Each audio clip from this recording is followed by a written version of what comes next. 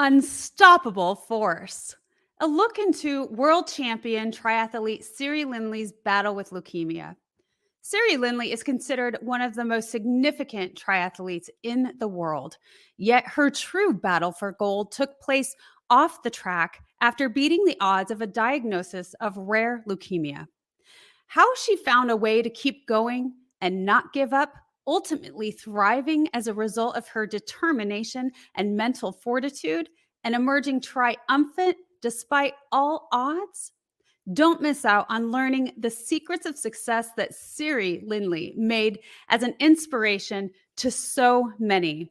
Welcome to the Wellness Driven Life Show. I'm so excited that you're here today. You're on a wellness driven ride.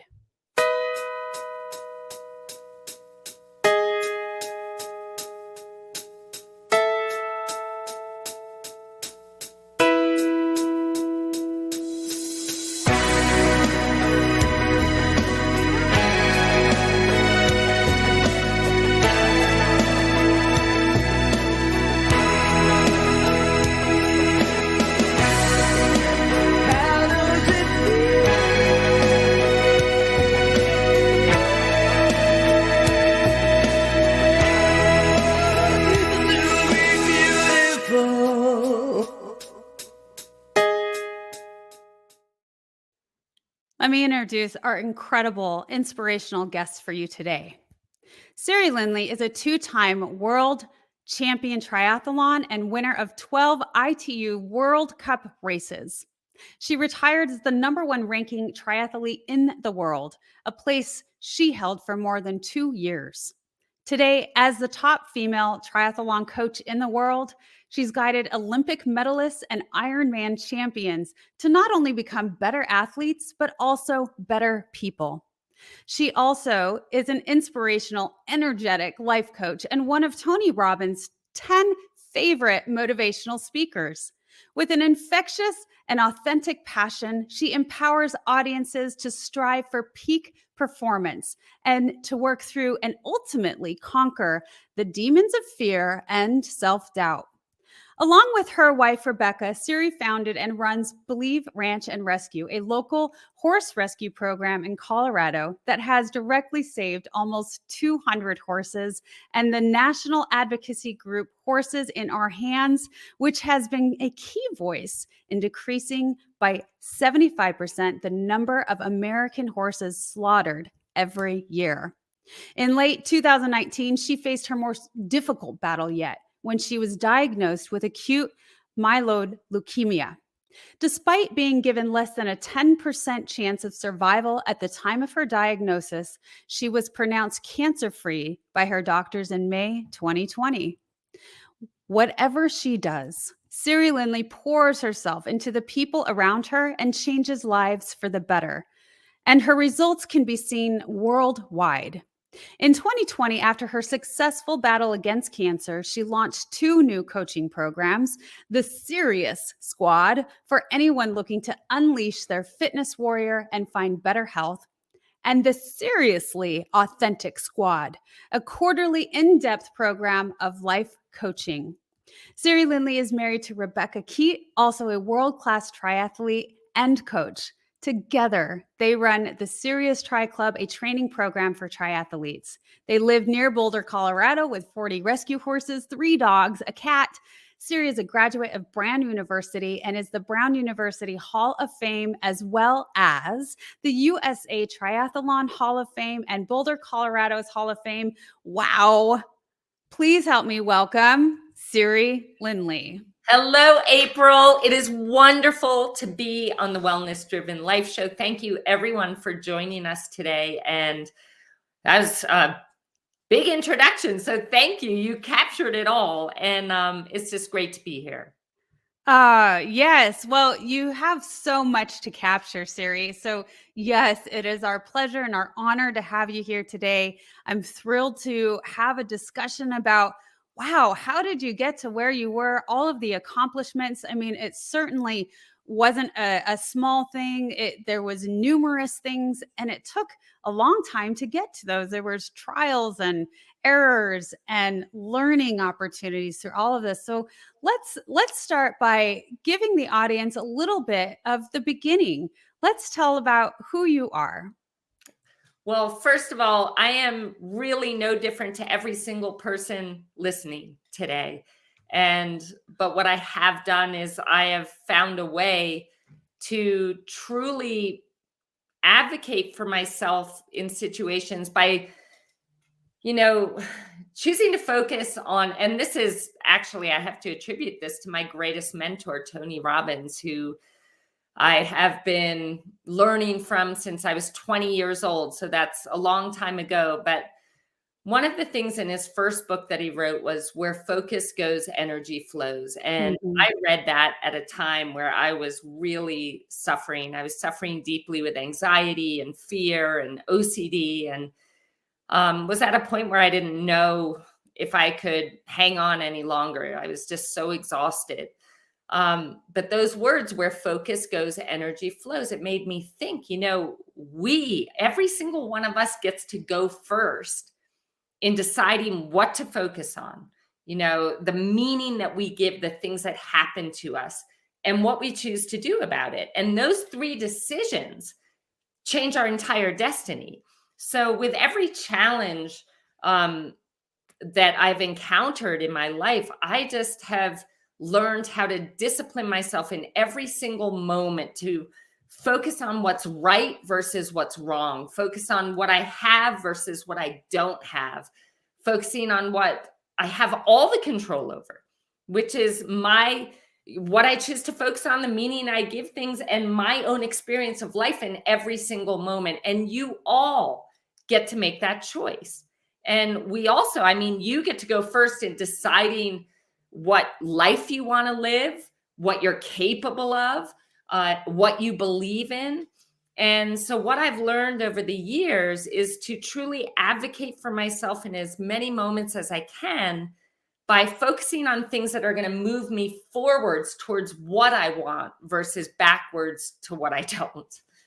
Right. And that is absolutely true. And I think that's incredible that you've been on this journey with Tony Robbins. You said that was a long time ago, but how fun and cool is that, where somebody who has really inspired you and now you get to work closely with. But I want to go back. Your first book, you've written a couple books now, which is very exciting. We'll talk a little bit more about that. But your first book, Surfacing, which I think it was really great that you named it that, because you utilize the title throughout the book in so many clever ways.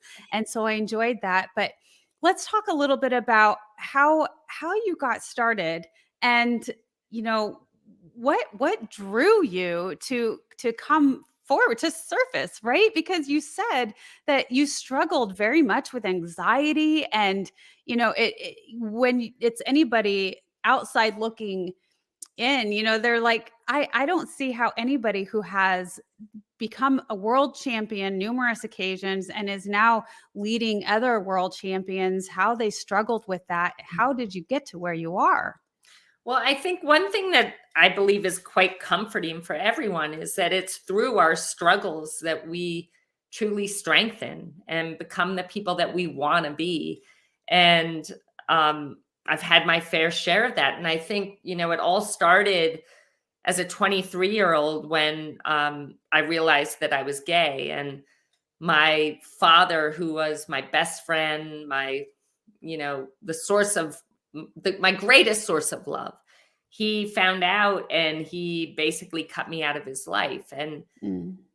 when things like that happen, and I'm sure there's people on here that can relate, the story he was telling me was, because you're gay, you are no longer lovable. Because you're gay, you're not worthy of my love or of a father even. That's the story that he was telling me. But I couldn't afford to live that story, and I needed to. It made me absolutely desperate to want to do something where I could prove to myself that even though I was gay, I could still be loved. Even though I was gay, I could still achieve great things. Even though I was gay, I could inspire people and make a difference in the world. Like, I was desperate to figure that out. So in order to do that, and it wasn't planned, but literally a few days after my father had cut me out of his life, I found triathlon. And I had been a 3-sport varsity athlete, field hockey, ice hockey, and lacrosse, didn't know how to swim.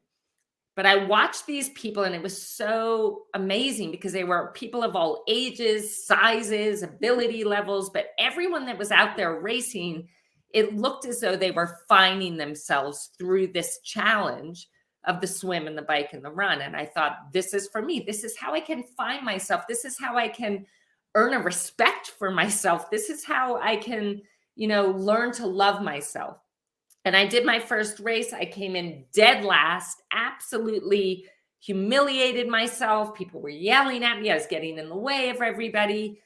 But after that race, I decided that I was going to be the best in the world in that sport one day. And it was crazy. It was ridiculous. It's an impossible dream. But I'm telling all of you here listening that if you have a dream like that, just chase it. When I said that, did I think that it was really possible? No, but I knew that if I set that goal, if I tried to become that person that could be the best in the world, what would she do? What actions would she take? What decisions would she make? And I basically started living my life as somebody that was going to become a world champion. And that's what we need to do. Again, we get to go first in deciding what story in life we want to live. And I wanted to become a world champion. So I just started living as if, leaning into this story that felt totally ridiculous and impossible, but doing what that person would do, learning how to swim, getting a coach, modeling the best athletes in the world, immersing myself in the sport, training 8 to 9 hours a day. Like I trained as if I was her already.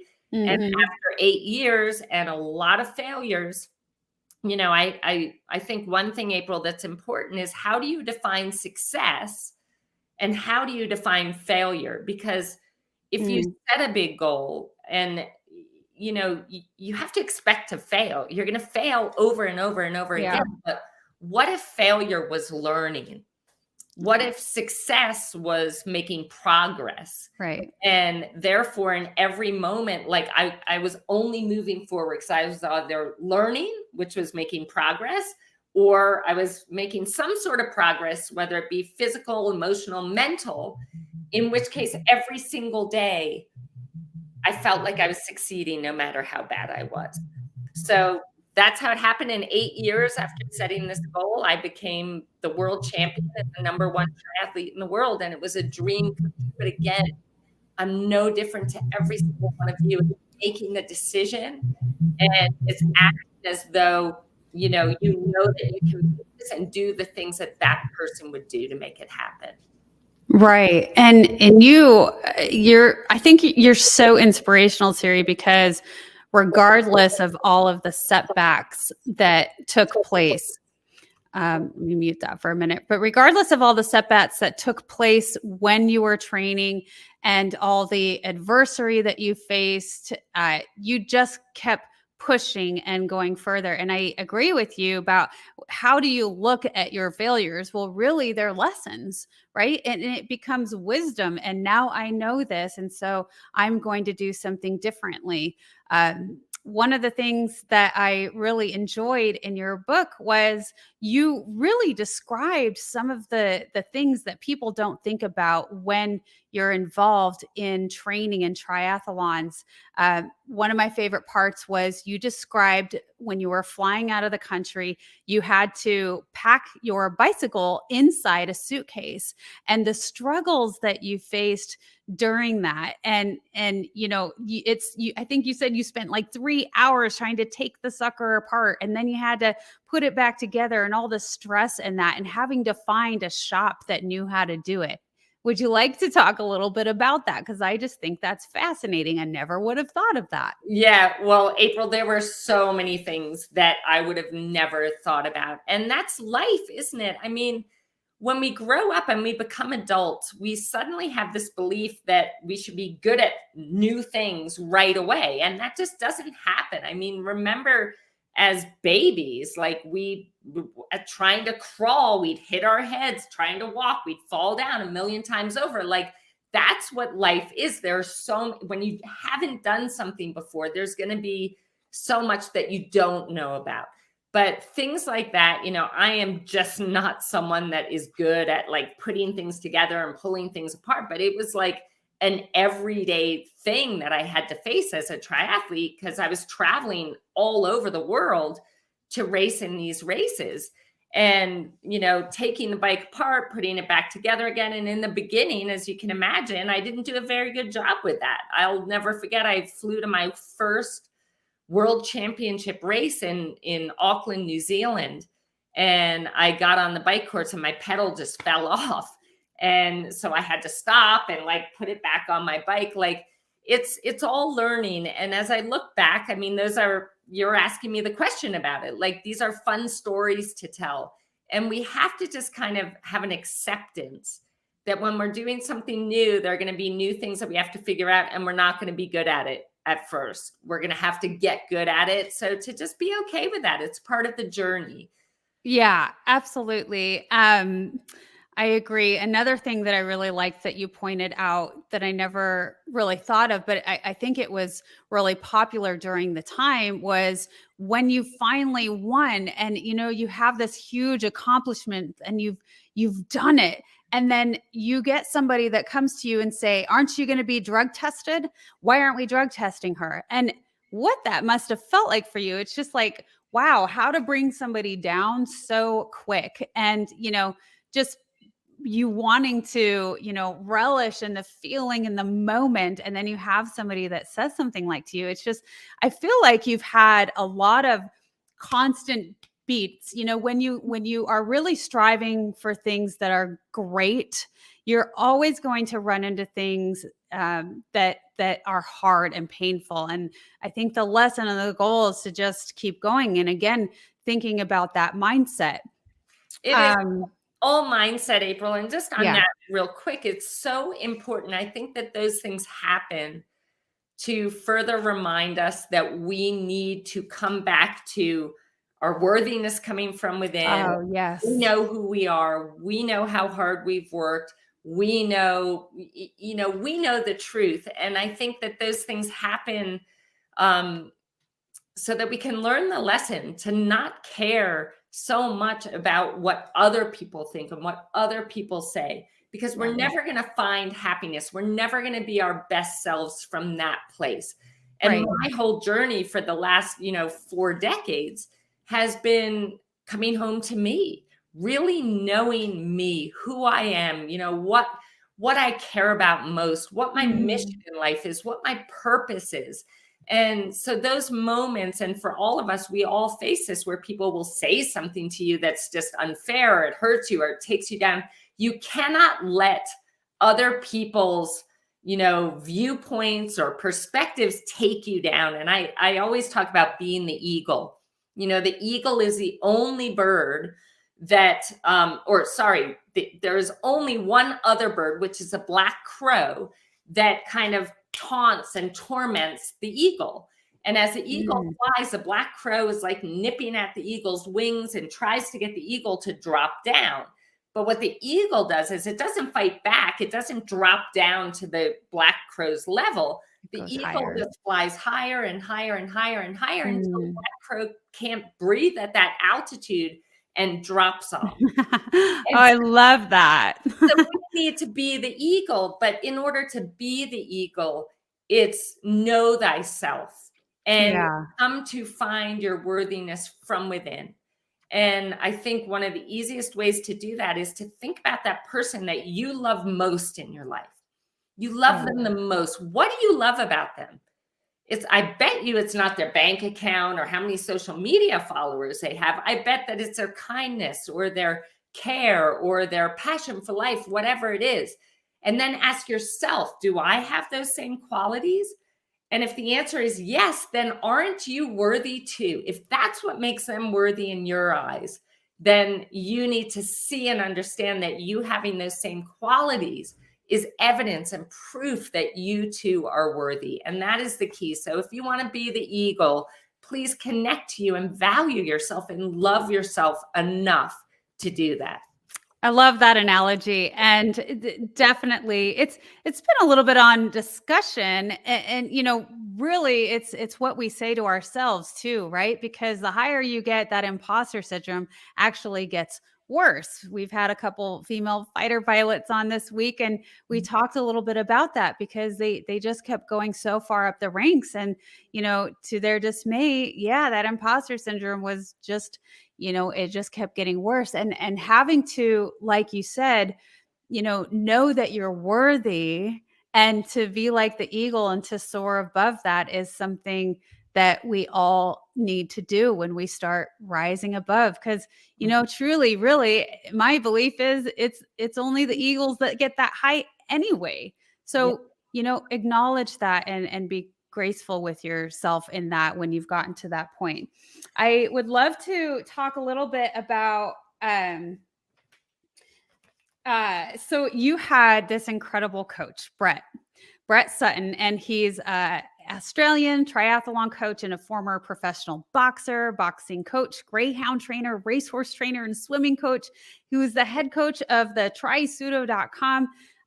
Really incredible. Wow. That's awesome that you got to work with him. He's been described as the coach with the most formidable resume in triathlon, widely recognized as one of the best triathlon coaches, and widely considered to be the best and most unorthodox coach in the sport. And so we have been watching, Manly and I, my husband, have been watching a lot of Rocky movies lately. I Awesome. got to catch up. And so what this makes me think of is, in the Rocky movies, his coach has him do some pretty unorthodox training, right? He's having him chase a chicken and, do all of these things. So I would love for you to talk a little bit about what kind of training was unorthodox for you, and what was like this wow moments for you with his training, and how did it help you excel? I think it was, we often get to a point where we think, I can't work any harder than I am, or I can't train any harder than I am. And when I Yeah. went to him, that's what I felt. I just thought, okay, I'm going to surround myself with these amazing athletes, and that's going to be the difference maker. But when I got there, I mean, literally, it was 8 to 9 hours a day of training I couldn't even imagine in my worst nightmares. And, for example, day one, a 10K swim, harder than I've ever swum in my life. And then we lived, 20 miles at the top of the Swiss Alps, and we had to ride our bikes back up the mountain to get back to where we lived. And I'd never climbed anything that steep in my entire life. It was like, it took me hours to get to the top. And I'm thinking, okay, that's the biggest day of my entire life training. And I get a knock on the door, and he says, it's time to go for a run. And he drove us back down to the bottom of the mountain and said, see you at home, pushed us out of the van. And we had to run the 20 miles to the top of the mountain. I'd never run over 10 miles in my entire life. So I'm thinking, as I finish that, I'm thinking, there's no way, I don't belong here. Like, this isn't possible for me. And I remember calling my mom, and she said, oh, Siri, like, it was a test. You did it. You passed the test. And that gave me some relief that night. The next day, I mean, same exact kind of thing, where it was like a 10K swim, a 3-hour, like, hard ride up and down the mountains. And then, going to the track and running 25 400s as fast as you could possibly go, day after day after day. And after about 8 days, like, I just couldn't even move. And I remember getting in front of him, and I said, Brett, I just, I can't do what you're asking me to do today. I can't even bend my arms or legs. And he said to me, he said, find a way. He looked at the door as if to say, well, you can go home or find a way. And what I realized in that moment is that all I could do was the best that I could with what I had. All I could do was just try, like, just show up, lean in, and do the best that I could with what I had. And what was brilliant about this is that every single day he was giving me something that seemed impossible. But every single day I just showed up, I leaned in, I did the best that I could with what I had, and I proved to myself that what seems impossible is really possible. And that was like the ultimate gift, because we Mm. all, and I'll tell you all this right now, you are so much more powerful than you could ever imagine. Like, Yeah. you just, and how can you know what you're capable of if you're not trying to do things that you don't think you can every day? Mm. So Mhm. often we get stuck in just doing what we know we can do every day, and we don't experience what we're truly capable of. So get out there and try to do things you don't think you can, and it will take you places you could never dream of. Yeah. I really enjoyed this aspect, and I come from a law enforcement background, so it when you're pushed so hard and you feel like you can't keep going, and you feel like it's just brutal, and it's this tough love that, eventually, once you get through it, you do find you are so capable. You had no idea what you were capable of until you push yourself, just like you said. So, absolutely incredible, inspiring story. And that leads into, I really feel like that has built the mindset and the know how for the struggle that came later on in life. Mhm. And, when you were diagnosed, you were given a 10% chance. And so you've said a little bit that you had to go through that. You had to get the bone marrow transplant. That was your lifesaver. I had to have that when I was 10, so I understand that is an excruciating process, not fun whatsoever. But I'm so what happy you're here. That's yeah.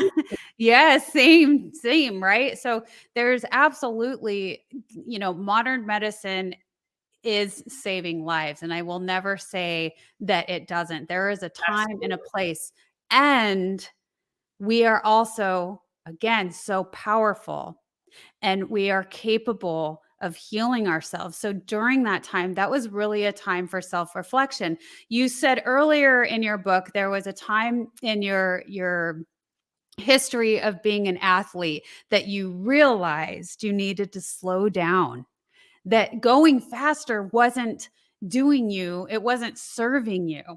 And sometimes I think that disease in life, it comes around because it's our body saying slow down. Mhm. And I just wanted to mention, oh, where did I have it? But Rich Roll said in his book, Finding Ultra, the prize doesn't go to the fastest guy, it goes to the guy that slows down the least, right? So it's really managing our pace. And so, would you say, with your experience, and, both as being this amazing athlete and in the lessons that you learned with having a near death experience, that is part of the piece, part of the puzzle? Absolutely. I mean, I every breath that I take is an absolute miracle. And I am so present to that. And I'm so grateful for that. And I live every moment of my life in that gratitude and appreciation for the fact that Mm, I'm still here. And I had always had so much gratitude, but not to this extent. yeah. I just feel that, there were so many lessons that I learned in going through that. And it was the hardest thing I've ever been through in my entire life, the scariest thing I've ever been through. Um, it was horrible. But again, uh, what meaning are you going to give it? And had I said this is the end, like less than 10%, like this is the end, how do you think I would have shown up then?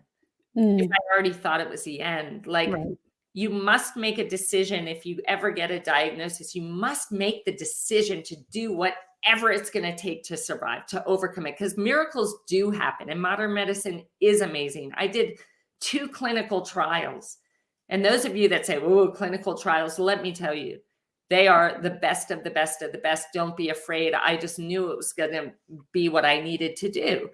But the meaning that I gave it is that there's something in this that I need to learn.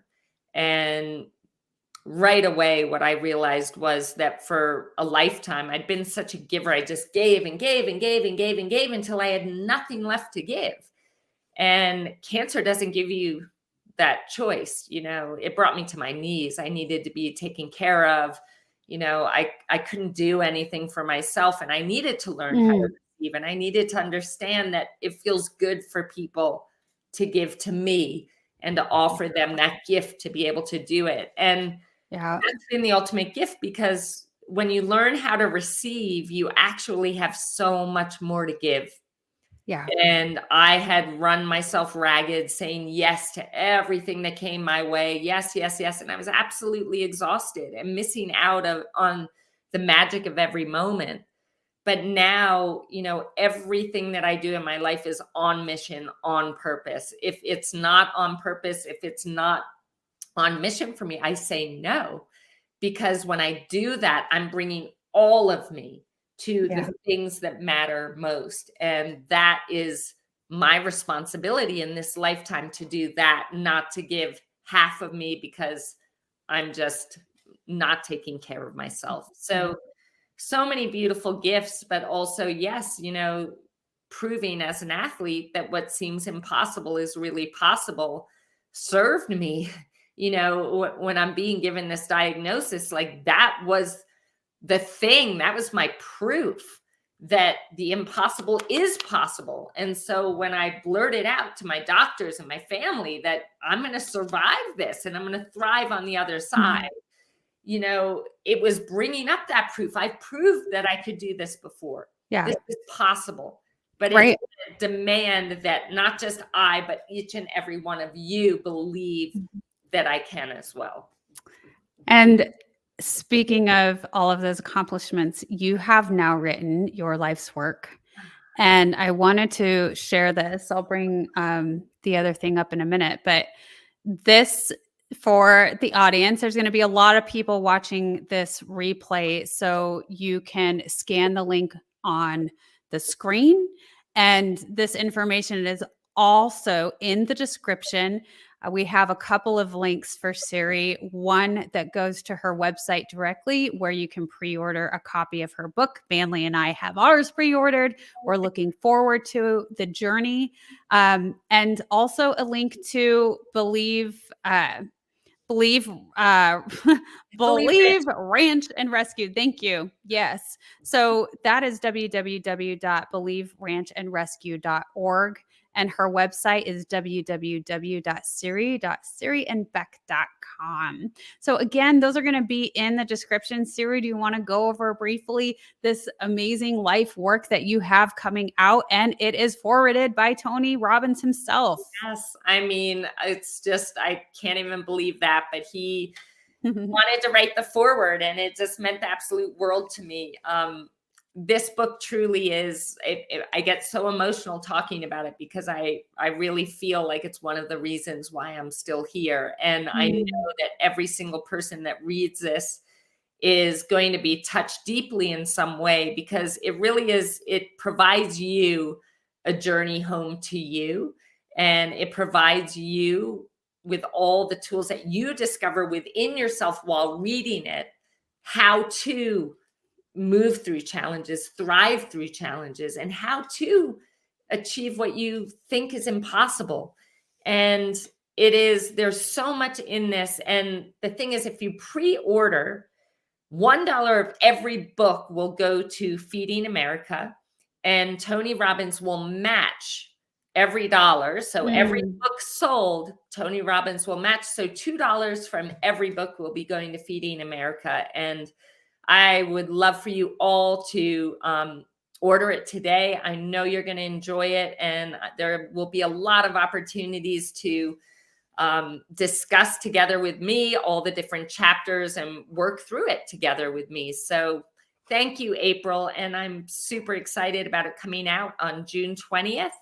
And I can't wait for you to read it. Oh, well, we're absolutely going to be reading it. And Siri, it's a welcome back to you if you want to come back to the Wellness Driven Life Show, and we'll discuss that book. We truly could talk so much more about your incredible journeys, what you do. I know you're coaching now, like we discussed a little bit beginning. Anybody who goes through your coaching program is, you know, going to find utmost success and tap into that eagle within. So incredible. Love that you've been here on the show. I want to come to a closing for you, and I want to read this quote by Steve Prefontaine. He said, "To give anything less than your best is to sacrifice the gift." Yeah, you are the gift, and your body is the gift. This life is the gift. And please, be the champion of your own life by loving yourself like you do your most beloved, because every single breath in life is a beautiful gift and an opportunity to become more, give more, and truly experience the magic of this gift. So thank you, April. It's been so wonderful. And thank you, everyone, for listening in. And perhaps I will be back someday. Oh, our pleasure. Thank you so much. And thank you for our audience. If anybody who is watching the replay, again, I know there's going to be lots. Please leave your comments in the comments section below and we will respond. And, I want to say, Siri, stay right there. I'll be right back with you. And for the rest of the audience, thank you so much for tuning into the Wellness Driven Life Show. Make sure to visit our website at www.thewellnessdrivenlifeshow.com. And goodbye for now. And we will see you tomorrow.